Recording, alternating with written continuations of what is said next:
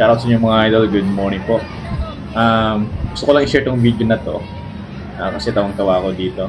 Nasa virtual reality siya and it appears parang totoong-totoo yung dating sa kanya to the point na namimisical na siya. So panoorin yung mga idol, nakakatawa to. Alright.